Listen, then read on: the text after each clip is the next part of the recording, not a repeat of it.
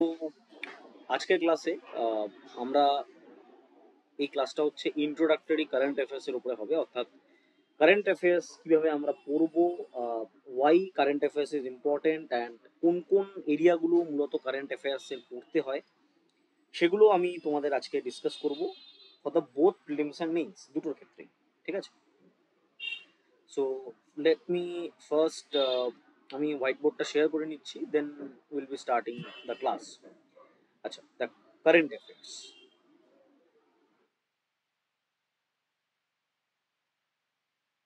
তো বিষয়টা হচ্ছে যে কারেন্ট অ্যাফেয়ার্স নামটা শুনলেই প্রথমে আমাদের যেটা মাথায় আসে সেটা হচ্ছে হিউজ সিলেবাস, মাল্টিপল সোর্সেস, মানে অনেক কিছু আমাদের কিন্তু মাথায় চলতে থাকে যে current affairs is a huge part here. Yes Abhi, বলো অভি কি বলবে।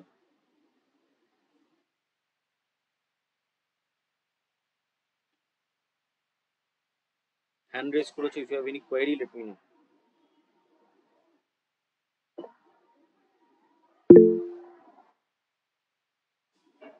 কারোর কিছু কোয়েরি থাকলে বলে ফেলো। ওকে, তো যেটা বলার সেটা হচ্ছে যে কারেন্ট অ্যাফেয়ার্স নামটা শুনলে প্রথমে আমাদের যেটা মাথায় আসে যে দিস এ হিউজ সিলেবাস রয়েছে, মাল্টিপল জিনিস পড়তে হবে, প্রচুর কারেন্ট অ্যাফেয়ার্স থাকে, মানে এক এক দিনেই প্রায় 15-20টা করে 30টা করে কারেন্ট অ্যাফেয়ার্স তৈরি হয়। তো আমরা কিভাবে এত কিছু পড়ব? বিকজ ইউপিএসসি তে তো সেরকম নির্দিষ্ট করে কিছু বলা থাকে না, যে বা সিভিল সার্ভিস ডাব্লিউবিসি যেটাই হোক না কেন, যে প্রপারলি আমাদের কত ইয়ারে কারেন্ট অ্যাফেয়ার্স পড়তে হবে এটা কখনোই ডিফাইন থাকে না। ইভেন কোনো এক্সামেই ডিফাইন থাকে না, বাট কিছু কিছু এক্সাম, ম্যাক্সিমাম এক্সাম গুলো কারেন্ট অ্যাফেয়ার্স এর একটা লিমিট থাকে যে 1 ইয়ার 1.5 ইয়ার থেকে দেয়। বাট ইউপিএসসি তে কিন্তু মোর দ্যান 3 ইয়ার্সেও কারেন্ট অ্যাফেয়ার্স আসে। এবার এই জায়গায় দাঁড়িয়ে আমরা কি করি, কারেন্ট অ্যাফেয়ার্সকে অনেকগুলো টপিকে আগে ভাগ করতে হয়। প্রথমে তোমাদের একটা বেসিক কনসেপ্ট শেখা উচিত যে কারেন্ট অ্যাফেয়ার্স আর কারেন্ট ইস্যুর মধ্যে ডিফারেন্সটা কোথায়। ঠিক আছে, what is the difference between current affairs and current issues. Current affairs হচ্ছে কোনো একটা, ধরো আজকে বলা হলো যে আম, আম, আজকে ইন্ডিয়া অ্যান্ড অস্ট্রেলিয়ার ক্রিকেটে, ইন্ডিয়া অস্ট্রেলিয়ার ক্রিকেটে একটা ম্যাচ হচ্ছে, সেখানে ইন্ডিয়া জিতেছে। ঠিক আছে, this is the current affairs. But current issue কিন্তু এরকম না। অ্যাফেয়ার্স মিনস হচ্ছে স্মল টপিক বা generally selective topics. This are all small topic or selective topics. ঠিক আছে, so right now what we can do here, current issue হচ্ছে কোনো একটা, ধরো ইন্ডিয়া অস্ট্রেলিয়ার কোনো একটা ইস্যু আছে, সাপোজ ধরো কোয়াড। কোয়াড হচ্ছে একটা মাল্টি ন্যাশনাল অর্গানাইজেশন যার মধ্যে কে কে আছে, ইন্ডিয়া আছে, জাপান আছে, অস্ট্রেলিয়া আছে, আর আমেরিকা আছে, ইউএসএ আছে। তো সেক্ষেত্রে কিন্তু আমার ইন্ডিয়া অস্ট্রেলিয়ার ইস্যুটা পড়তে হবে। তো কারেন্ট অ্যাফেয়ার্স কিন্তু একদিনে 50টা হতে পারে, কিন্তু কারেন্ট ইস্যু কিন্তু হয়তো দেখা গেল 5 দিনে একটা কারেন্ট ইস্যু হলো, অথবা একদিনে একটা কারেন্ট ইস্যু হলো, এরকম কিন্তু কারেন্ট ইস্যুটা কিন্তু কম হয়।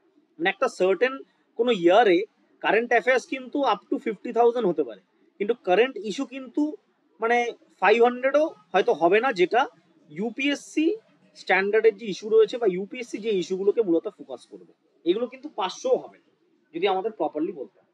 ঠিক আছে, সো ডিফারেন্সটা হচ্ছে এখানে, ফার্স্টে you need to define the difference between current affairs and current issue.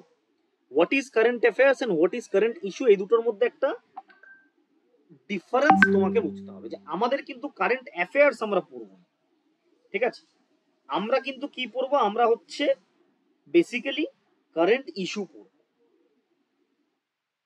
ঠিক আছে, and UPSC is mostly focused on current issues, not current affairs. That's the thing you need to understand here. Okay, got it?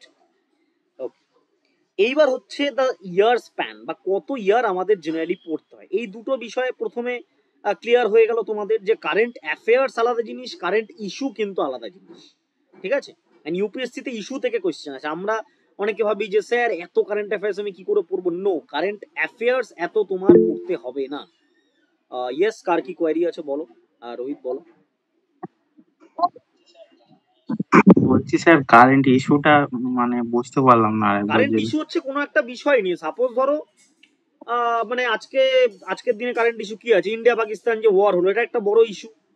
কিন্তু India Pakistan ওয়ারে, আমি হুম India Pakistan যে war হলো, suppose এই জায়গাটা তো তোমাকে বুঝতে হবে, ইন্ডিয়া পাকিস্তান ধরো ওয়ার হলো, এবার এই ওয়ারে আমার কথার কথা ইন্ডিয়া বলছে যে JF-17 আমরা দুটো ধ্বংস করেছি। এবার এটা একটা কারেন্ট ইস্যু, যেদিন ধ্বংস হয়েছিল সেদিন একটা কারেন্ট ইস্যু, কারেন্ট অ্যাফেয়ার্স ছিল। কারেন্ট অ্যাফেয়ার্স হচ্ছে স্মল জিনিস, মানে একদম ছোট ছোট ডিটেল, ছোট ছোট ইনফরমেশন। আর কারেন্ট ইস্যু হচ্ছে একটা বড় কিছু, বিগার থিং।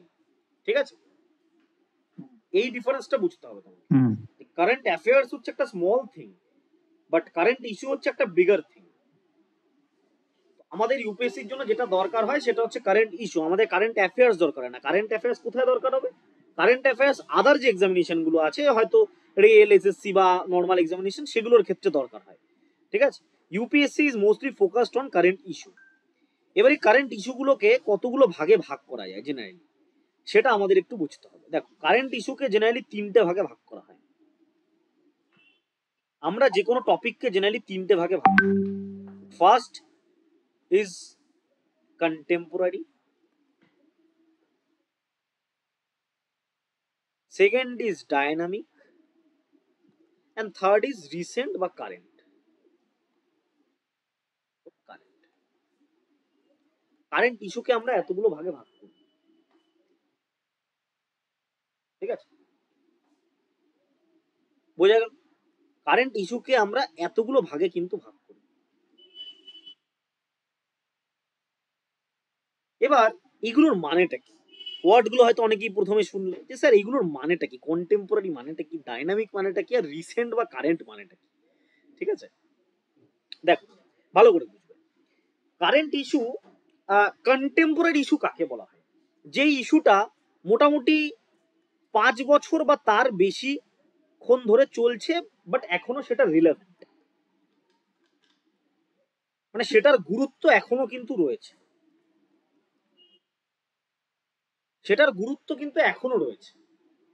ঠিক আছে, ডাইনামিক হচ্ছে যে ইস্যুটা মোটামুটি, মানে কন্টেম্পোরারি ইস্যু হতে গেলে সেটাকে 5 বছরের বেশি হতে হবে। ডাইনামিক ইস্যু হচ্ছে 2 থেকে 5 বছরের মধ্যে যে ইস্যুটা হয়েছে, এবং যেটা কনস্ট্যান্টলি চেঞ্জ হচ্ছে, এবং যার সাথে অনেকগুলো টপিক, মাল্টিপল টপিক জড়িয়ে, যার সাথে মাল্টিপল টপিক জড়িয়ে, বা অনেক ক্ষেত্রে 2 থেকে 5 বছর আরো বেশি হতে পারে, 10 বছর পুরনো ডাইনামিক ইস্যু হতে পারে। ঠিক আছে, ডাইনামিক মানে এভার চেঞ্জ। আর রিসেন্ট বা কারেন্ট মানে যেটা মোটামুটি 1 থেকে 2 বছরের যে ইস্যুগুলো রয়েছে তার আন্ডারে যেগুলো, সেগুলো হচ্ছে রিসেন্ট। এবার অনেক ক্ষেত্রে কি হয়, ইউপিএসসি তে না অনেক কিছু ওভারল্যাপ করে। মানে বিষয়টা হলো, আজকে যে ইস্যুটা রিসেন্ট আছে সেটা 2 বছর পরে কিন্তু ডাইনামিক হয়ে যেতে পারে। ঠিক আছে,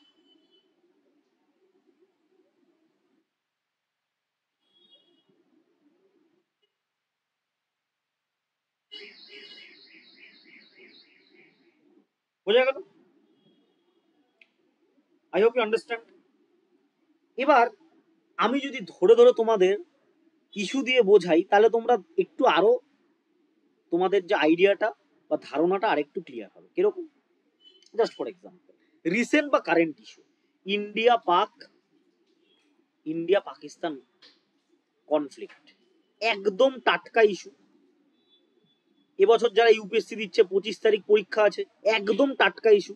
এত টাটকা ইস্যু থেকে প্রশ্ন আসবে না, কেন প্রশ্ন 1 মাস আগে তৈরি হয়ে যায়। তো এটা হচ্ছে সামনের বছরের জন্য একটা টাটকা ইস্যু, খুব টাটকা। ডাইনামিক টপিক কি? এটার মধ্যেই ডাইনামিক হচ্ছে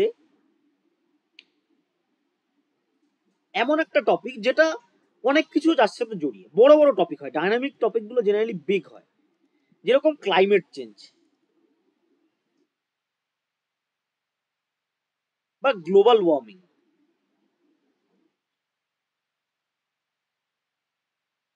ঠিক আছে, তোমরা শুনে আসছো ছোটবেলা থেকে ক্লাইমেট চেঞ্জ, পরিবেশ দূষণ, এটা ডাইনামিক টপিক, মানে চলে আসছে এটা অনেকদিন ধরে। প্লাস এটার সাথে অনেক কিছু জড়িয়ে আছে, এর আন্ডারে অনেক কিছু আছে, মানে যেগুলো বড় বড় টপিক হয় ডাইনামিক, সেগুলো কিন্তু এরকম। কন্টেম্পোরারি মানে কি? যেটা 5 বছর, 6 বছর, 7 বছর পুরনো, কিন্তু যেটার গুরুত্ব এখনো আছে। আমি যদি ইম্পর্টেন্স আকারে দেখাই কোনটার ইম্পর্টেন্স সব থেকে বেশি, ডাইনামিক টপিক সব থেকে বেশি ইম্পর্টেন্ট, তারপরে হচ্ছে রিসেন্ট টপিক 2 স্টার, তারপরে হচ্ছে কন্টেম্পোরারি টপিক।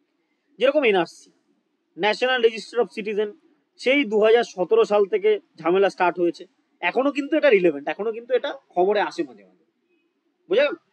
সবাই এনআরসির নাম শুনেছে আশা করি।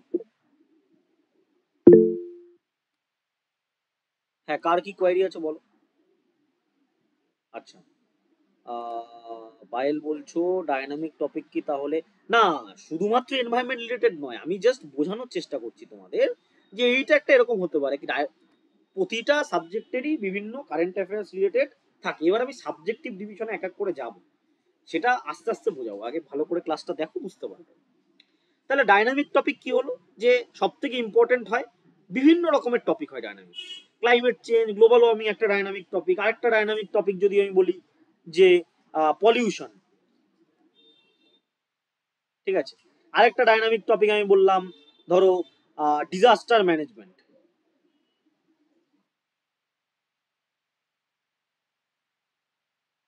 ডিজাস্টার ম্যানেজমেন্ট মানে কি, এই পরিবেশ যে বিভিন্ন রকমের দুর্যোগ হচ্ছে সেটা আমরা, এটার উপরে কিন্তু প্রত্যেক বছর একটা প্রশ্ন আসে, এটা কিন্তু তোমাদের ইউপিএসসি সিলেবাসে আছে। পলিউশন থেকে একটা প্রশ্ন আসবে মেইনসে, ডিজাস্টার ম্যানেজমেন্ট থেকে একটা প্রশ্ন। মেইনসে কোথা থেকে কোন প্রশ্ন আসবে সেটা আমরা ইজিলি বলে দিতে পারি। ওই কারণে আমি ডে 1 থেকে তোমাদের বলেছি, যে কটা তোমাদের ক্লাস নিয়েছি প্রত্যেকটা ক্লাসে আমি বলেছি প্রিলিমস হচ্ছে টাফ, মেইনস কিন্তু একদম সোজা। প্রিলিমস একবার পেরিয়ে গেলে কিন্তু তোমার 70-80% শিওর যে তুমি পাস করবেই, ঠিক আছে। হ্যাঁ, তোমাকে লেখাটা ভালো করে রপ্ত করতে হবে আর নিজের অপশনাল সাবজেক্টটা ভালো করে তৈরি করতে হবে, তবে গিয়ে কিন্তু ইজিলি তুমি প্রিলিমস ক্র্যাক করবে, এই মেইনস ক্র্যাক করবে।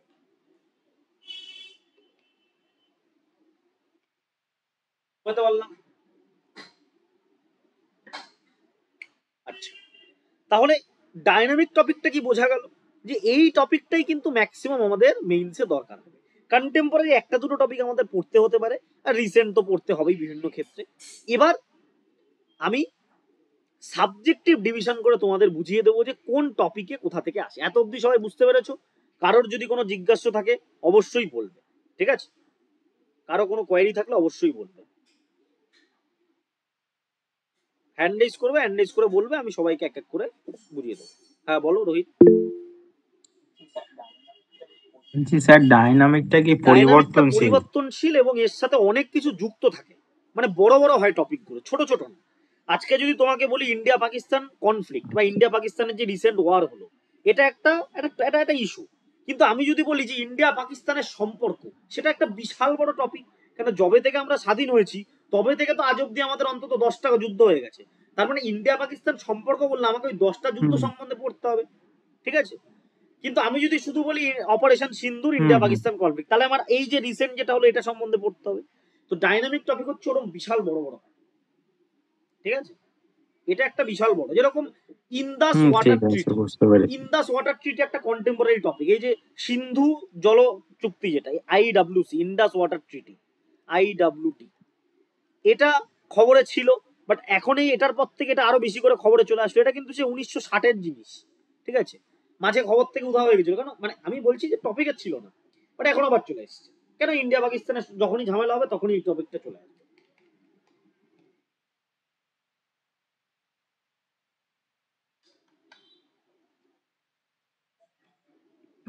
স্যার ওটা হ্যাঁ, কন্টেম্পোরারির কন্টেম্পোরারি ভেতরে ভিতরে পড়ে পড়ে যাচ্ছে, কেন যাচ্ছে। জিনিসটা ছোট টপিক।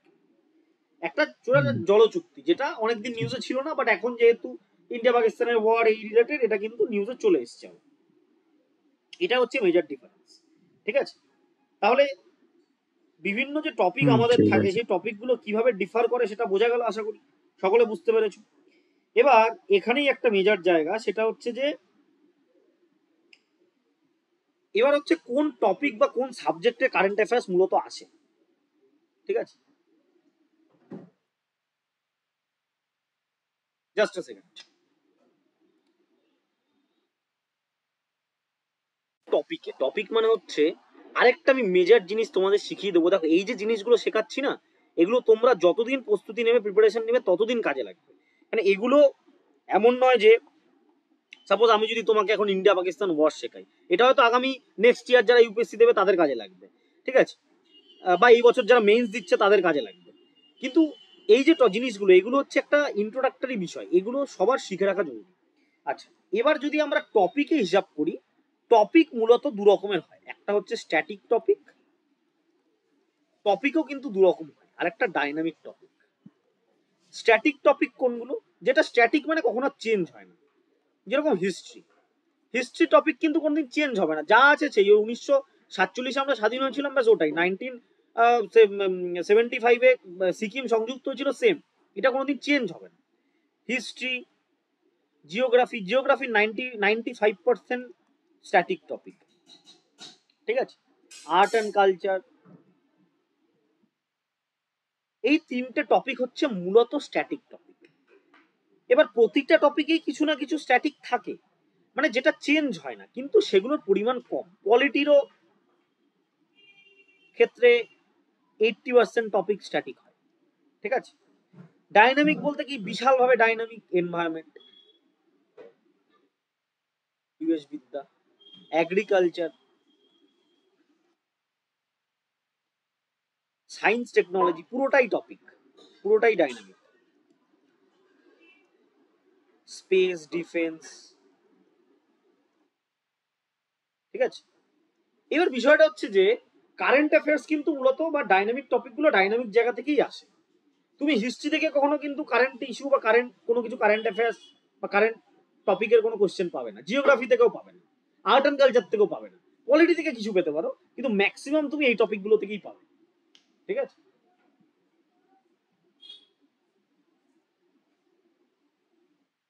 ঠিক আছে, বোঝা গেল? তো এটা হচ্ছে স্ট্যাটিক আর ডাইনামিক টপিকের মধ্যে মেজর ডিফারেন্স। স্ট্যাটিক মানে যেটা সেম থাকে, ডাইনামিক মানে যেটা চেঞ্জ হয়, এবং কারেন্ট অ্যাফেয়ার্সের ক্ষেত্রেও যেটা বললাম, ঠিক আছে। এটা হচ্ছে টপিকের বেসিসে।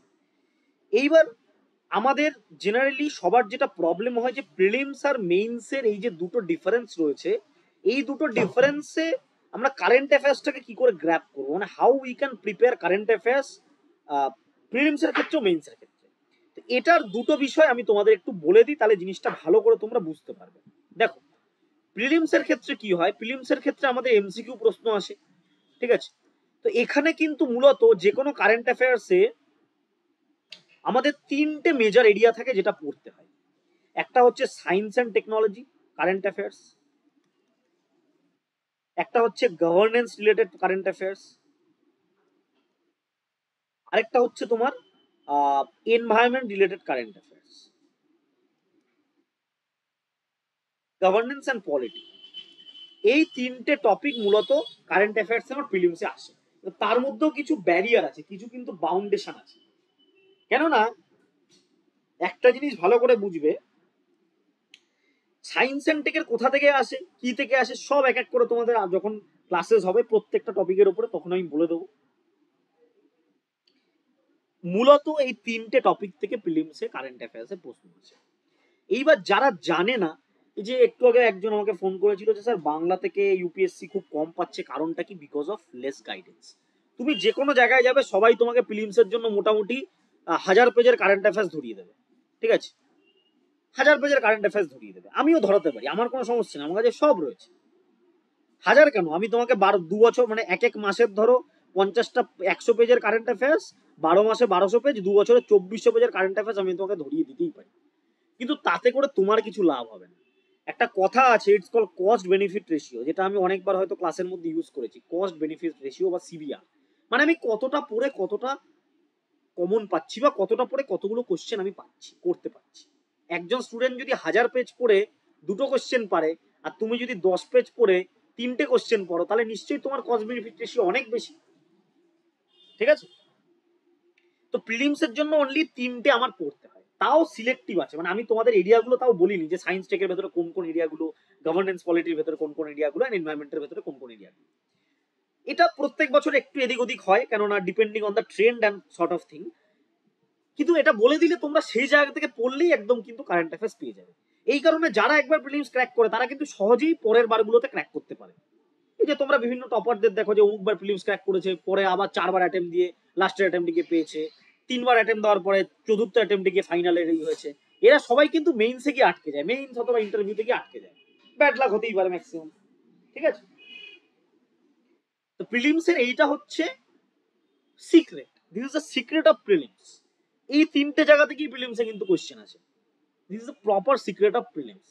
তুমি যে কোনো জায়গায় যাবে তোমাদের গাদা গুচ্ছের ম্যাটেরিয়াল বলে দেবে যে হ্যাঁ এই আর্ট অ্যান্ড কালচার এটা সবকিছু থেকে আসে, সবকিছু।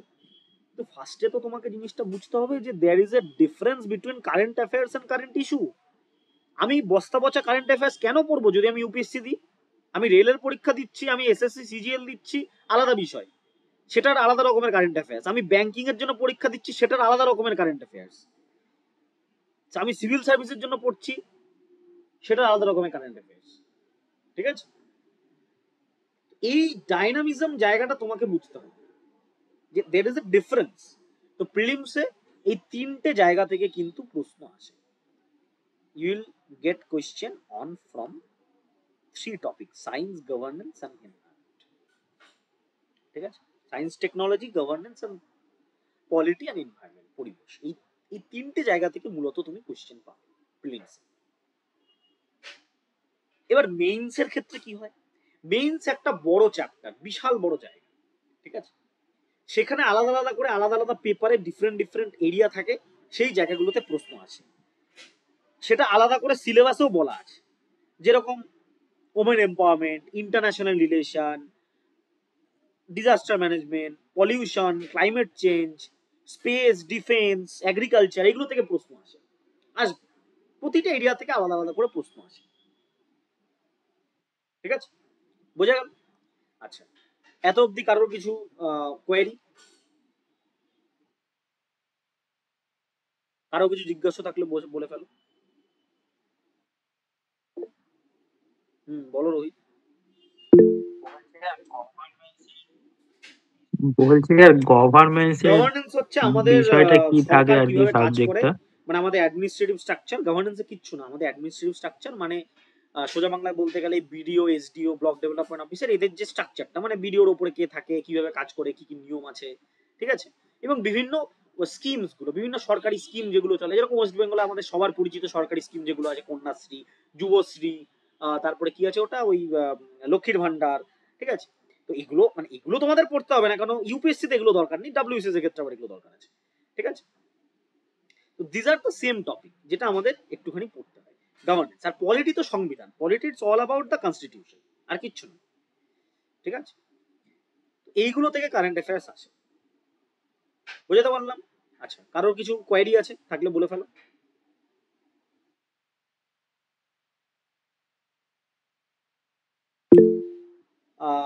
পলিটি থেকে মূলত কারেন্ট অ্যাফেয়ার্স এর যে কোশ্চেন গুলো আসে, যেরকম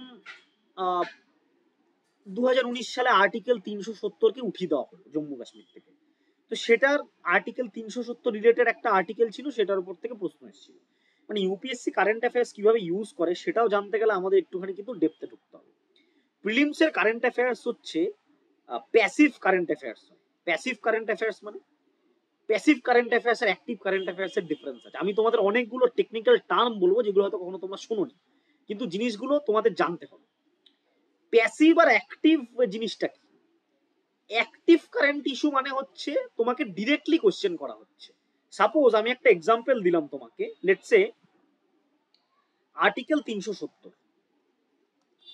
এবার এটা থেকে অ্যাক্টিভ কোশ্চেন কি আসতে পারে কারেন্ট অ্যাফেয়ার্সে? ধরো 2019 সাল 2020 সালে তুমি পরীক্ষা দিচ্ছ, 2019-এর আগস্ট মাসে এটা 370 রদ হয়েছে কাশ্মীরে, 2020-তে তুমি পরীক্ষা দিচ্ছ, কি ধরনের কোশ্চেন আসতে পারে, মানে ডিফারেন্সটা কোথায়? অ্যাক্টিভ কোশ্চেন মানে হচ্ছে ডিরেক্টলি 370 থেকে প্রশ্ন করা হবে, যে ধরো 370 আর্টিকেল কনস্টিটিউশনের কোন পার্টে আছে, বা 370-এর কতগুলো ক্লজ আছে, এরকম ধরনের কোশ্চেন, ডিরেক্ট কোশ্চেন। বা কত তারিখে এটা রদ করা হয় জম্মু কাশ্মীর, বা কত তারিখে এটা চালু করা হয়। কিন্তু ইউপিএসসি প্রিলিমসে এটা হয় প্যাসিভ কোশ্চেন। মানে কি, 370-এর সাথে সাপোজ কথার কথা ধরো 380 বলে একটা আর্টিকেল আছে যেটা রিলেটেড, যা আমি কথার কথা বলছি, অ্যাকচুয়ালি রিলেটেড নয়, বা 400 বলে একটা আর্টিকেল আছে যেটা রিলেটেড 370-এর সাথে। এই 400 আর্টিকেলের একটা জায়গা থেকে তোমাকে কোশ্চেন করে দিবে, তুমি তো তখন মাথা চুলকাবে যদি না জানো যে স্যার এই কোশ্চেন কোথা থেকে আসলো, আপনি তো বলেছেন কারেন্ট অ্যাফেয়ার্স পড়তে। প্রিলিমসের কারেন্ট অ্যাফেয়ার্সটা কিন্তু এরকম আছে, ওই কারণে আমাদের কারেন্ট অ্যাফেয়ার্সের ডিটেলটা পড়তে হয়। বা তার সাথে রিলেটেড যে জিনিসগুলো আছে সেটাও পড়তে হয়। এটা অনলি ফর প্রিলিমস, আমি বারবার বলছি, এটা কিন্তু অনলি ফর প্রিলিমস। প্রিলিমস এর জন্য কিন্তু এটা প্রযোজ্য, এটা কিন্তু মেইনস এর জন্য হয় না, কারণ মেইনসে কারেন্ট অ্যাফেয়ার্স অন্যভাবে আসে। ডিফারেন্স রয়েছে মেইনসে current affairs, entirely different in nature.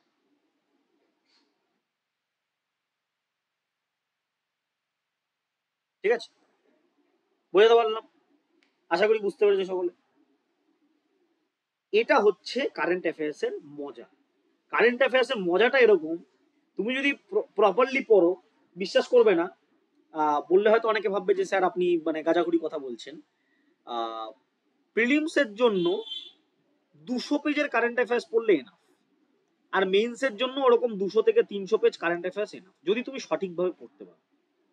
ঠিক আছে, ওই হাজার হাজার পেজের পড়ে কোনো লাভ নেই। আমাদের মাইন্ডের একটা, আমরা ইউপিএসসির যেটা একটাই মোটো থাকে, মিনিমাম রিসোর্সেস ম্যাক্সিমাম রিভিশন। আমি আমার রিসোর্স বা পড়ার জায়গাটাকে, বা পিডিএফ বলি আমি, বই পড়ি, যেটাই পড়ি না কেন সেটাকে যতটা সম্ভব আমার কাছে কম রাখতে হবে। আমি একটা বই 10 বার ডিভিশন করব তাও ভালো, কিন্তু 10টা বই আমি একবার করে পড়বো। বুঝা গেল? এটা হচ্ছে একটা মেজর ডিফারেন্স। প্রিলিমসে কারেন্ট অ্যাফেয়ার্স এভাবেই আসে এন্ড এভাবেই তোমাকে পড়তে হবে, that's the factor.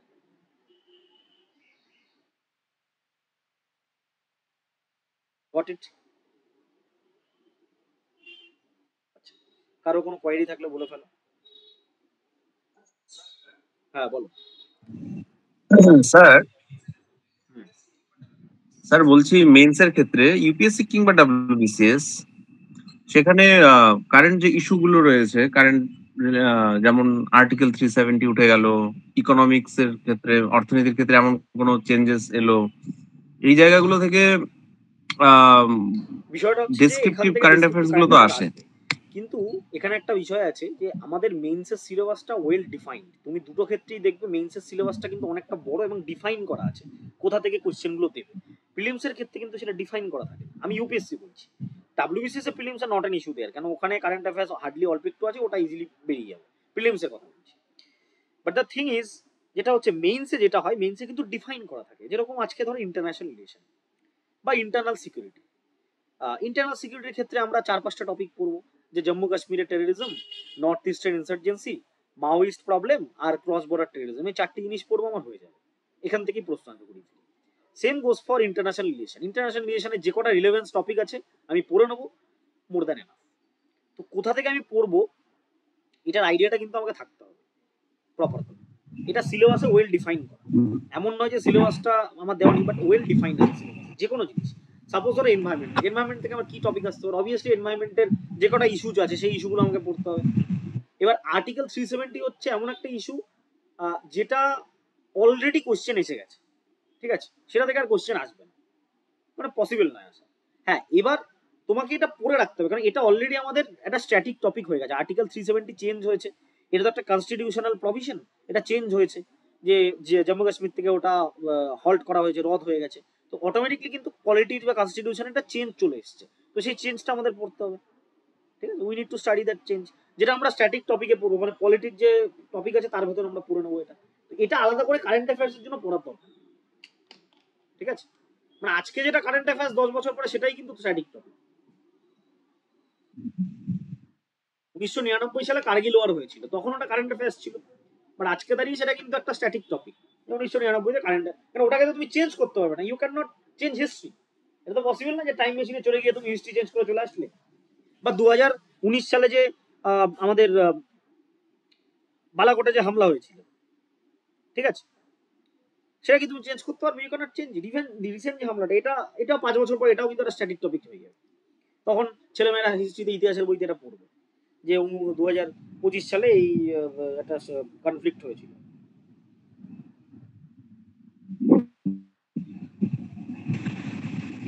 Sir Khalistan ইস্যুটা খালিস্তান এটা ইস্যু হচ্ছে আমাদের ইন্টারন্যাশনালে পড়বে না ইন্টারনাল ন্যাশনালের সিকিউরিটির মধ্যে মধ্যেও, পড়ে, বাট মানে এই ইস্যুগুলো নিয়ে জেনারেলি যদিও বাইরে ইউপিএসসি থেকে? কেউ কোশ্চেন করে না, এগুলো টু মাচ সেন্সিটিভ ইস্যু। ঠিক আছে, মানে এগুলো নিয়ে কেউ একটা কোশ্চেন, মানে too much political sensitive issue, হ্যাঁ পলিটিক্যাল বা রাজনৈতিক ইস্যু, বা কোনো নাম নিয়ে কোনো ইস্যু, এগুলোর থেকে কোনোদিন কোনো কোশ্চেন করবে নেভার। হ্যাঁ রিতাঞ্জন বলো, কি কোয়েরি আছে তোমার?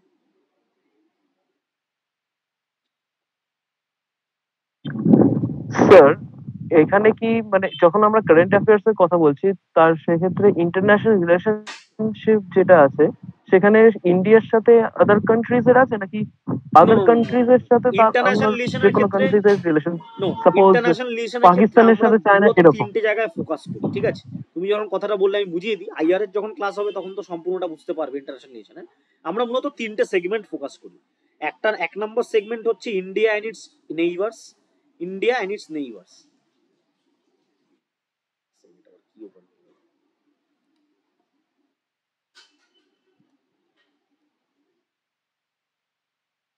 ইন্ডিয়া এন্ড ইটস নেইবার এক নম্বর সেগমেন্ট আমরা দেখি। 2 নম্বর সেগমেন্ট হচ্ছে মেজর আইআর ইস্যুস, যেরকম ইউএসএ চায়না ট্রেড ওয়ার,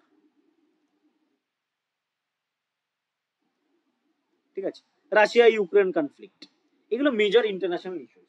আরেকটা আমরা দেখি হচ্ছে আমাদের যে মেজর 5 থেকে 6টা পাওয়ারস আছে ওয়ার্ল্ডে, বা পাওয়ারের এরিয়া রয়েছে, ঠিক আছে? কি কি? ইউএসএ আছে, একটা ইউরোপিয়ান ইউনিয়ন আছে, একটা এশিয়া আছে। এশিয়ার ক্ষেত্রে তিনটে জায়গা থাকে, একটা হচ্ছে ওয়েস্ট এশিয়া বা যেটাকে মিডল ইস্ট বলে, একটা ইস্ট এশিয়া, আর একটা হচ্ছে সাউথ ইস্ট এশিয়া, যেটার মধ্যে ইন্ডিয়াও রয়েছে, ঠিক আছে? এটা হচ্ছে একটা মেজর জায়গা, this is a major topic here, বোঝা গেল? এই তিনটে ওকে এইগুলো পড়লেই হয়ে গেল ইন্টারন্যাশনাল রিলেশনাল ইস্যু আমার রেডি, ঠিক আছে? এটা আমি পড়ে নিলাম আমার মানে ইন্ডিয়ার উপর স্যার যে এখানে জায়গাগুলো ইম্প্যাক্ট ইন্ডিয়ার করছে ওপর সেটাই যেগুলো ইম্প্যাক্ট আমি পড়ছে সেগুলোই মানে পড়বো। ওদের জন্য ইউএস আচ্ছা স্যার। চায়না ইউএস এর সাথে যে ট্রেড ওয়ার ওকে চলছে স্যার, বর্তমানে, ওকে ওকে, বাণিজ্য যুদ্ধ, থ্যাংক ইউ স্যার। একে ওকে বলছে আমি ভাই এই করে দেবো, আমি ওই করে দেবো, ব্যাপারটা আদতে কি হচ্ছে? আদতে this a very simple issue, তাই না? সিম্পল জিনিস। আজকে ধরো ট্রেড ওয়ার মানে কি? আজকে ইন্ডিয়া থেকে কোনো একটা জিনিস, সাপোজ এখানে ইন্ডিয়া রয়েছে আর এখানে ইউএসএ আছে, এবার ইন্ডিয়া থেকে ধরো আজকে 1 কেজি বাসমতি রাইস যাচ্ছে, সেটা ইন্ডিয়াতে দাম 100 টাকা, সেটা ইউএসএ তে পৌঁছাচ্ছে 50% ট্যারিফ। 50% ট্যারিফ মানে 150 টাকা সেটা দাম হয়ে যাচ্ছে ইউএসএ থেকে, ঠিক আছে? কিন্তু ইউএসএ থেকে যখন কোনো জিনিস আসছে সেটা কিন্তু আমরা অনলি 20% ট্যাক্স দিচ্ছি। মানে ইউএসএ 100 টাকার কোনো একটা জিনিস ইন্ডিয়াতে 120 টাকা বিক্রি হচ্ছে। তো এটা নিয়ে ট্রাম্পের দাবি, সমস্যা। এবার এটার একটা লজিক্যাল রিজন আছে, ইউএস এর পার ক্যাপিটা ইনকাম বা মাথা পিছু ইনকাম অনেক বেশি ইন্ডিয়ার থেকে, প্রায় 5 গুণ, 5 টাইমস। তো ওরা একটা 150 টাকার জিনিস ইজিলি কিনতে পারে, আমরা কিন্তু 120 টাকা হলে, 100 টাকার জিনিস 120 টাকা হলে কিনতে পারবো, প্রবলেমটা কেন হয়ে যাবে? তো সেটা ওরা বুঝছে না, ওই কারণে ট্রেড ওয়ার চালু করেছে। এবার আলটিমেটলি কি হবে? এক্সপোর্ট জিনিসের দাম বেড়ে যাবে, ঠিক আছে? এক্সপোর্ট যে জিনিসগুলো হচ্ছে সেগুলোর দাম বেড়ে যাবে, প্রাইস বেড়ে যাবে আলটিমেটলি। এই কারণে একটা সময় দেখবে, আগে যখন আইফোন ছিল, আইফোনের দাম আগে 1.5 লাখ টাকা, 1,20,000 টাকা ছিল, এখন কিন্তু আইফোন 70-80,000 পাওয়া যায়। কেন? ইন্ডিয়াতেই ম্যাক্সিমাম তৈরি হচ্ছে। আরো যত দিন যাবে দেখবে আইফোনের প্রাইসটা তোমার রিলেটিভলি কমে যাবে, ঠিক আছে? কারণ আগে আইফোন ডিরেক্টলি ওখান থেকে হয়ে আসতো, আগে 1,20,000 টাকা, 1,30,000 আন্ডারস্টুড টাকা স্যার। হতো, মানে হাই কোয়ালিটি যে এইগুলো ছিল, কোনো যে সব থেকে টপ নচ যেটা ভ্যারিয়েন্ট, ফ্ল্যাগশিপ মডেল যেটা। এখন কিন্তু দেখবে প্রথমে তো লঞ্চ করে তখন ওটা হয়তো দাম রাখে, ওটা কোম্পানির একটা পলিসি, ওটা প্রত্যেকটা কোম্পানিই করে, ফোনের নিয়মই ওটা, ফোন বা ইলেকট্রনিক্স এর নিয়মই ওটা। প্রথমে যখন তৈরি হয় তখন দাম বেশি হয়, কারণ প্রোডাকশন কস্ট বেশি থাকে, ঠিক আছে? তারপরে আস্তে আস্তে যখন ম্যাস প্রোডাকশন হয় জিনিসটার দাম কমিয়ে দেয়। এখন কিন্তু তুমি দেখবে ফ্লিপকার্ট বা অ্যামাজনে যাও, তুমি 70-80 হাজার টাকায় ভালো ভালো আইফোন পেয়ে যাবে। ইভেন যদি কোনো সেলের সময় তুমি কেন 60,000 টাকা 50,000 টাকা ভালো ভালো আইফোন পেয়ে যাবে। ডিফারেন্সটা কেন? তার কারণ ইন্ডিয়াতে তৈরি হচ্ছে। তো এইটাই হচ্ছে ট্রেড ওয়ারের একটা মেজর ইস্যু, যে আমাদের ইন্ডিয়াতে জিনিসগুলো তৈরি হচ্ছে আইফোন। চায়নার সাথে কেন ট্রেড ওয়ার হয়েছিল? তার কারণ হচ্ছে চায়না রেসিপ্রোকাল ট্যারিফ নিত, মানে ইউএসএ থেকে যে জিনিসটা চায়নাতে যেত, ধরো এখানে চায়না আছে, এখানে ইউএসএ আছে, ইউএসএর একটা 100 টাকার জিনিস চায়নাতে গেলে 130 টাকা বিক্রি হতো, কিন্তু চায়নার একটা 100 টাকার জিনিস ইউএসএ তে গেলে সেটা হয়তো 105 টাকায় বিক্রি হতো, ঠিক আছে? না সরি, ভুল বললাম, ইউএসএ থেকে চায়নাতে একটা জিনিস গেলে ধরো 105 টাকায় বিক্রি হতো, কিন্তু চায়না থেকে এটা গেলে ধরো 150 টাকায় বিক্রি হচ্ছে। এটা তো চায়নাই করতো, কিন্তু বর্তমানে তো ইকোনমির দিক থেকে দাঁড়িয়ে চায়না ইউএসএ দুজনেই সেম হয়ে গেছে। চায়নারও যথেষ্ট ভালো অবস্থা, ওই কারণে ইউএসএ দেখেছে না এত করা ভুল হচ্ছে, আমি মাঝখান থেকে ঠকে যাচ্ছি। এই জিনিসগুলো অনেক ব্যাপার আছে, ইকোনমি যখন বোঝাবো এক এক করে সব বুঝতে পারবে জিনিসগুলো।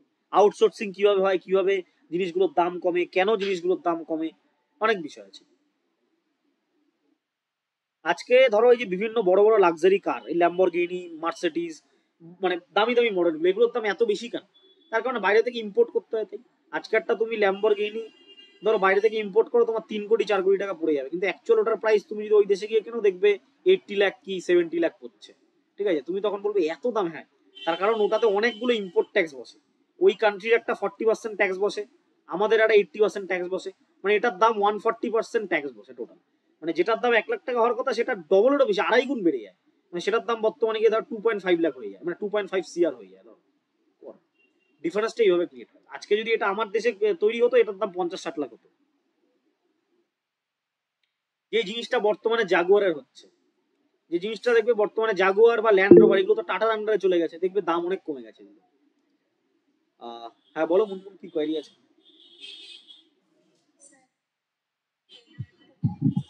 স্যার এই ট্রেড ওয়ার থেকেই বলছি যে ট্রেড ওয়ার যেহেতু হচ্ছে, তো সেক্ষেত্রে আমরা যখন দেখছি যে মানে ওটার উপরে ট্যাক্স বা শুল্কগুলো বসাচ্ছে, তো সেক্ষেত্রে আমরা যদি ইন্ডিয়ার ক্ষেত্রে দেখি যে গোল্ড উৎপাদন তো ইন্ডিয়াতেও হয়, যেমন ওই কর্ণাটক বা রামগিরি বা অন্ধ্রপ্রদেশের আর কি জায়গাগুলোতে।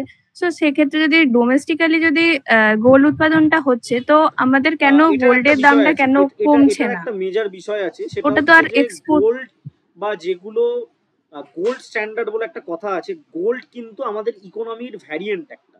মানে ইকোনমির ভ্যারিয়েন্ট মানে জিনিসটা খুব সিম্পল ভাবে বোঝাতে গেলে এইভাবে বোঝাতে হয় যে আমার গোল্ডের ওপর কিন্তু আমার কান্ট্রির যে টাকা সেটার ভ্যালুয়েশন নির্ভর করে। ওই জন্য বলা হয় গোল্ড রিজার্ভ, বা যেটাকে বলা হয় স্বর্ণ সঞ্চয়, বা আমাদের যে রিজার্ভ রয়েছে। ঠিক আছে, প্রত্যেকটা কান্ট্রির আন্ডারে কিন্তু একটা হিউজ পরিমাণ গোল্ড রিজার্ভ থাকে। যার কান্ট্রিতে যত বেশি গোল্ড রিজার্ভ আছে সে তত বেশি বড়। গোল্ড রিজার্ভ মানে কিন্তু এটা নয় যে আমাদের জনগণের কাছে কত গোল্ড আছে, মানে আমাদের সেন্ট্রাল ব্যাংক যেটা রিজার্ভ ব্যাংক অফ ইন্ডিয়া, তার আন্ডারে বর্তমানে প্রায় 1000 টন গোল্ড আছে।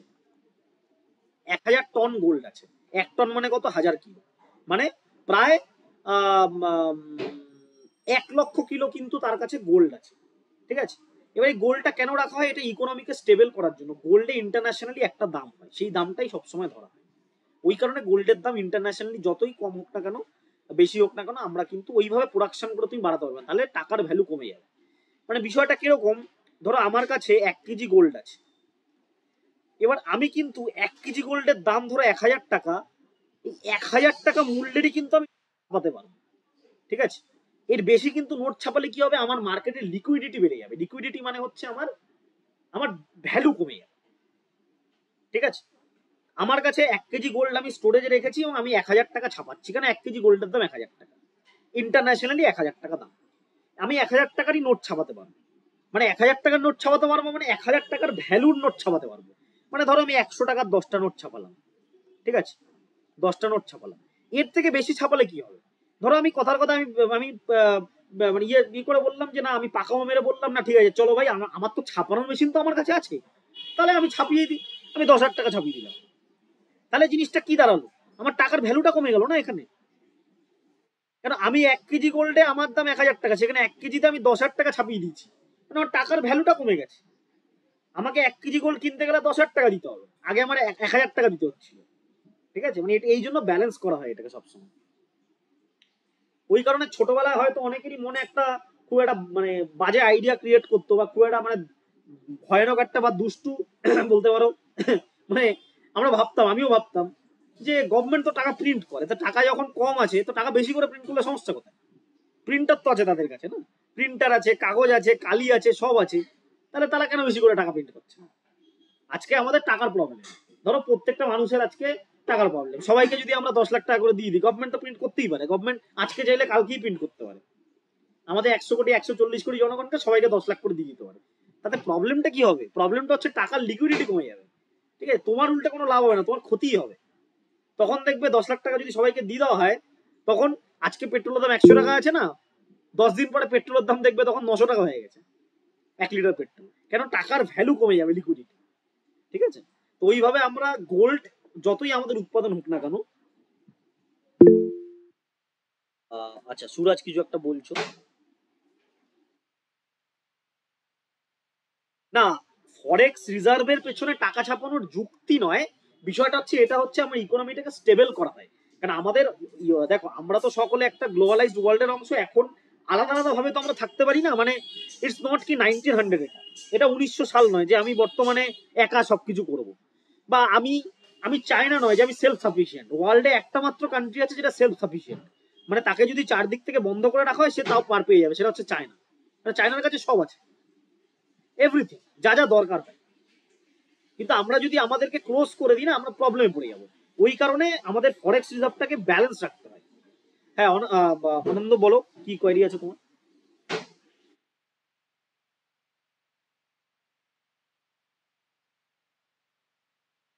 হ্যাঁ বলো, কি কোয়েরি আছে আনন্দ?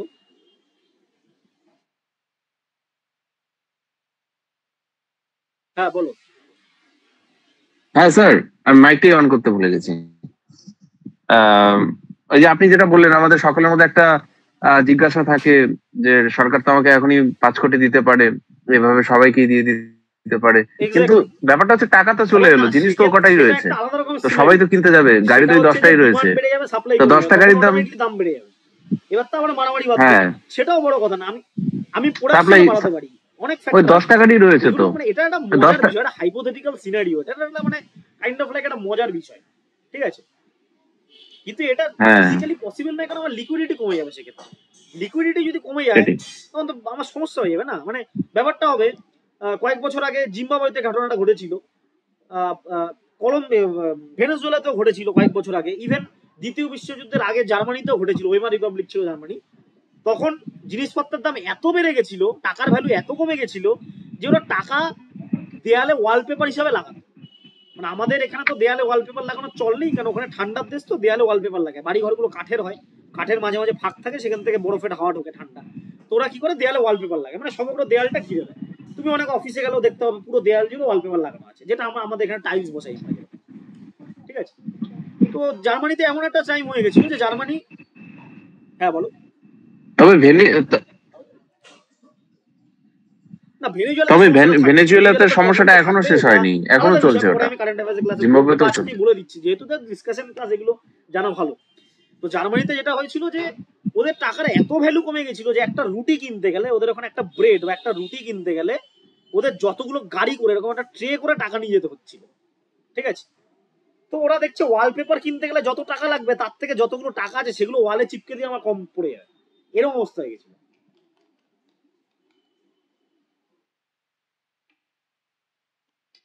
ঠিক আছে? আর ভেনেজুয়েলার প্রবলেমটা হচ্ছে ডিফারেন্ট।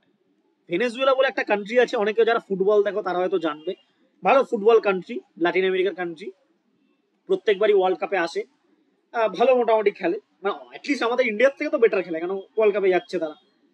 এবার বিষয়টা হচ্ছে, ভেনেজুয়েলার প্রবলেমটা ভেরি সিম্পল। আমাদের এখন একটা গ্লোবালাইজড ইকোনমি, তো আমরা ছোটখাটো কান্ট্রিগুলো বাদ দিলে ম্যাক্সিমাম কান্ট্রিগুলো কিন্তু যতটা সম্ভব স্বনির্ভর হওয়ার চেষ্টা করি। এই যে আত্মনির্ভর ভারত, এটা কেন বলছি, তার কারণে স্বনির্ভরতার একটা মেজর জায়গা হচ্ছে তুমি নিজে স্বনির্ভর হতে পারবে। আজকে ইউএসএ তে সবাই কেন এত স্বনির্ভর? আজকে ইউএসএ তে গেলে সবার হাতে আইফোন, সবার বাড়িতে 4-5টা করে গাড়ি, বাড়ি মানে রাস্তায় বেরোলে বিএমডাব্লিউ, অডি, মার্সিডিজ ঘুরে বেড়াচ্ছে, বিকজ ওইগুলো সব ওখানেই তৈরি হয় ওদের। আমাদেরও কিন্তু আস্তে আস্তে দেখো দেশটা ওইদিকেই যাচ্ছে। তুমি এখন আজ থেকে তুমি চিন্তা করো, যারা তোমরা সকলেই একটা নির্দিষ্ট এজ আছে, আজ থেকে 10 বছর আগে তুমি কজনের হাতে আইফোন দেখতে? কজনের হাতে আইফোন ছিল? 10 বছর আগে একটা এরিয়া, একটা এলাকায় আইফোন থাকা মানে বিশাল ব্যাপার, যে দাদা তোমার আইফোনটা একটু দেখি, তার কাছে যাই আমরা। ঠিক আছে? এগুলো নিয়ে একটা আমাদের একটা কিউরিওসিটি থাকতো। এখন তুমি রাস্তাঘাটে, ট্রেনে, ইভেন মানে বাড়িতে যারা রাস্তা দিয়ে যারা ইভেন ডেলিভারি যারা করছে, ধরো বিভিন্ন রকম, তাদেরই এতটা মানে আমাদের সামর্থ্য হয়ে গেছে, আমরা অবশ্যই কিনতে পারছি, এটা ভালো জিনিস একটা। ধরো ব্লিঙ্কিট, সুইগিতে যারা বা ফ্লিপকার্টে, মিন্ত্রাতে যারা ডেলিভারি করছে, তাদের হাতে আইফোন পর্যন্ত আছে, because of it possible for the structure of economy. আমরা সেলফ সাফিসিয়েন্ট হচ্ছি আস্তে আস্তে। ভেনেজুয়েলার প্রবলেমটা হয়েছিল, ভেনেজুয়েলাতে অনলি একটা জিনিসই তৈরি হতো, দ্যাট ইজ পেট্রোলিয়াম। প্রচুর পরিমাণে পেট্রোলিয়াম উৎপাদন হতো, ওরা আর কিছু তৈরি করতো না, ওদের টোটাল ইন্ডাস্ট্রি বলে কিচ্ছু ছিল না, সবকিছু ইম্পোর্ট করতো, চাল ডাল গম আটা তেল নুন গাড়ি সব ইম্পোর্ট করতো। যখন পেট্রোলিয়াম শেষ হয়ে গেল, পেট্রোলিয়ামের উৎপাদন, তখন ওরা মহাফেসাদ বললো, পয়সা নেই, কেনার টাকা নেই, আমার ঘরে ইন্ডাস্ট্রিও নেই যে তৈরি করতে পারবে, ব্যাস ঝামেলায় পড়ে যাও। Automatic inflation. ইনফ্লেশন মানে জিনিসপত্রের মানে চাহিদা বেড়ে যাওয়া। ঠিক আছে? টাকার দাম কমে যাওয়া, চাহিদা বেড়ে যাওয়া, অনেক রকম ইনফ্লেশন, 2-3 রকমের, কস্টফুল ইনফ্লেশন।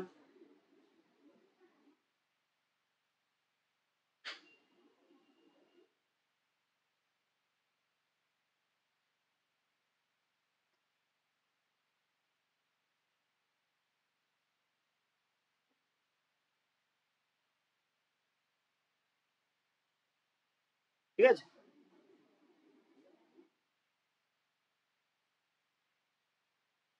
আশা করি বোঝাতে পারলাম। ওভারঅল যে বিষয়টা রয়েছে সেটা আশা করি বোঝাতে পারলাম। এবার এগুলো ইস্যুগুলো ওয়ান বাই ওয়ান আমরা ডিসকাস করবো।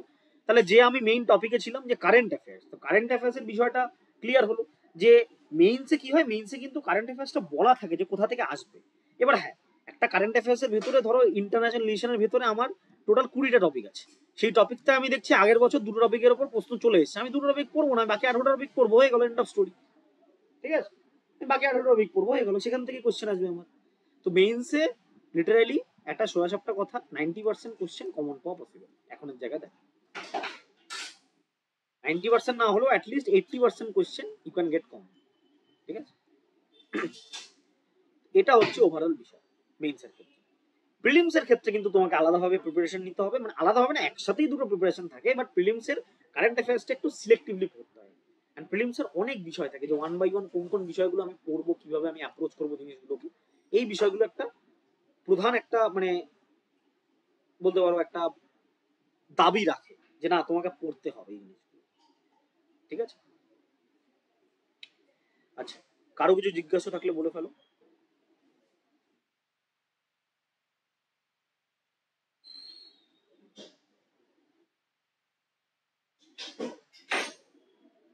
হ্যাঁ রোহিত বলো, কি কোয়েরি?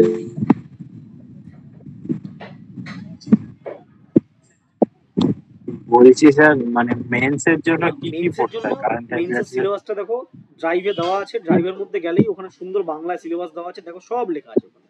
ওখানে স্ট্যাটিক টপিক আছে, কারেন্ট টপিক আছে, ইন্টারন্যাশনাল রিলেশন, সব লেখা আছে।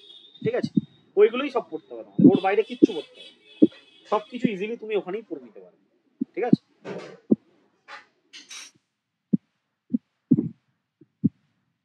আশা করি বোঝা গেল।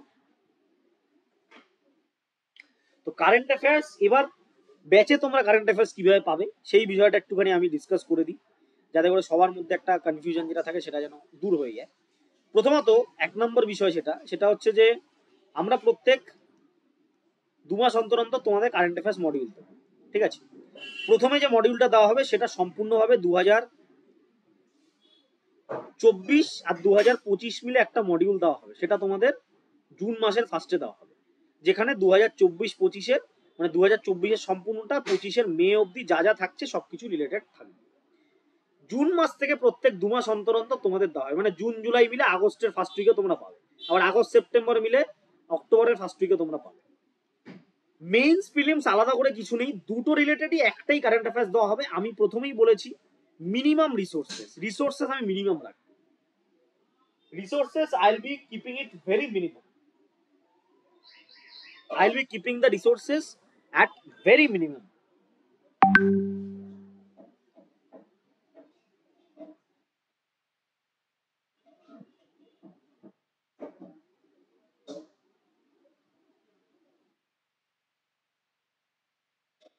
ঠিক আছে, বোঝা গেল আশা করি। তো যাতে করে তোমাদের কনফিউশন না হয় যে স্যার আমি এটা পড়ছি, আর এক্সামের আগে, সামনের বছর এক্সামের আগে তোমাদের একটা ডেটা ফাইল দিয়ে দেওয়া হবে। ডেটা ফাইল মানে হচ্ছে যার মধ্যে যত ইম্পর্টেন্ট ডেটা, মানে বিভিন্ন রকমের রিপোর্ট, ইন্ডেক্স, ইকোনমিক ডেটা যেগুলো তোমাদের লাগবে, সেই ডেটা ফাইলটা আমরা দিয়ে দেবো। মোটামুটি 60, 70, 80 পেজের মধ্যে একটা ডেটা ফাইল বানিয়ে আমরা তোমাদের দিয়ে দেবো, যেখানে সমগ্র যা যা ডেটাগুলো আছে সেই ডেটাগুলো তুমি ওয়ান বাই ওয়ান সব দেখে করতে পারবে। ঠিক আছে, বোঝা গেল? আচ্ছা কারো কিছু জিজ্ঞাসা আছে? আশা করি কারো কিছু জিজ্ঞাসা নেই, সবাই বুঝতে পেরেছো সবকিছু কিভাবে কি দেওয়া হবে। আচ্ছা যদি কোনো কিছু বুঝতে অসুবিধা হয় অবশ্যই রেকর্ডেড ক্লাসগুলো দেখে নেবে, কেননা রেকর্ডেড ক্লাসগুলো জেনারেলি 72 আওয়ার্সের মধ্যে আপলোড হয়ে যায়। আগে একদিনের ক্লাস, আজকের ক্লাস দুটোই পেয়ে যাবে। ঠিক আছে, ইজিলি জিনিসগুলো পেয়ে যাবে, কোনো প্রবলেম নেই। রেকর্ডগুলো দেখবে, আর যত নোটস তোমাদের ড্রাইভে প্রত্যেকটা আলাদা আলাদা করে ফোল্ডার করে দিয়ে দেওয়া হবে, দেখবে কারেন্ট অ্যাফেয়ার্সে আলাদা ফোল্ডার থাকবে, আলাদা আলাদা করে সব দিয়ে দেওয়া হবে। ঠিক আছে, বোঝা গেল? ওকে, আচ্ছা তো আজকের ক্লাস তাহলে এই অবধি থাকলো। কারোর যদি কোনো রকম জিজ্ঞাসা থাকে অবশ্যই গ্রুপে জানাতে পারো অথবা পার্সোনালি আমাকে মেসেজ করতে পারো। ঠিক আছে, হ্যাঁ বলো। স্যার স্যার একটা বিষয়, নোট মেকিং এর আহ, বিষয়টা, দেখো, অ্যান্সার রাইটিং, তারপর নোট আপনি যে মেকিংটা কপি চেক করবেন, আমি ওই একটা জিনিস জিনিসগুলো। বলি, সেটা হচ্ছে নোট মেকিং এখনের জায়গায় দাঁড়িয়ে ইরিলেভেন্ট। কেন বলো তো? কখন নোট মেকিং রিলেভেন্ট হবে? যখন সিলেবাসটা তোমার অলরেডি 5-6 বার রিভিশন করা হয়ে গেছে, তুমি আইডিয়া আছে কোথা থেকে কোশ্চেন আসতে পারে। কারণ এখন যদি তুমি নোট লেখো, কোথা থেকে কোশ্চেন আসবে, কিভাবে লিখতে হবে, তুমি একটা বড় নোট লিখে বলবে, হয়তো তুমি সেই নোটটাই 1 বছর পরে যদি লেখো, সেটা তুমি 10 পেজে যে নোটটা লিখতে পারবে, সেটা কিন্তু এখন লিখতে গেলে তোমার 50-60 পেজ হয়ে যাবে। তো নোট মেকিং করে টাইম ওয়েস্ট করো। প্রথম কথা, যে নোটগুলো আমরা দিচ্ছি সেগুলোই পড়ো। অ্যান্সার রাইটিং, কপি চেকিং, এগুলোর জন্য আলাদা একটা অ্যাপ ডেভেলপ করা হচ্ছে। সেই অ্যাপটা জুনের মধ্যেই চলে আসবে, জুনের ফার্স্ট উইকে। সেটাতেই সব অটোমেটিক হয়ে যাবে। তোমরা অ্যাপ সাবমিট করবে পিডিএফ, আমি ওখান থেকে দেখে দেবো, এবং তোমরা মার্কসও ওখানেই দেখতে পাবে, এবং এমসিকিউ এক্সাম সবই তোমরা ওখানে দিতে পারবে। ঠিক আছে? আচ্ছা স্যার। স্যার, আর ইংরেজির যে ওটা এসেটা এসে তো রয়েছে, আলাদা ওই ক্লাসেস হবে, পেপারটার এসের বিষয়টা একটু অনেকগুলো বলতেন। ক্লাসেস হবে, প্লাস হচ্ছে ওটাও এসে রাইটিংও হবে। কিছুই না, আমি যদি কোনো টেস্ট নিই, তোমাদের লিখতে দেবো, তোমরা লিখে ছবি তুলে বা পিডিএফ করে তুমি আমার অ্যাপে আপলোড করে দেবে। নির্দিষ্ট জায়গা তোমাদের সব বুঝিয়ে দেবো সিস্টেম, আমি দেখে নেবো। একটা নির্দিষ্ট টাইম থাকবে, তার মধ্যে আমি দেখে দেবো কি কি তোমার কত মার্কস পাচ্ছ, তুমি সব ওখানে থাকবে। আর- ঠিক আছে? ওকে। আচ্ছা আচ্ছা।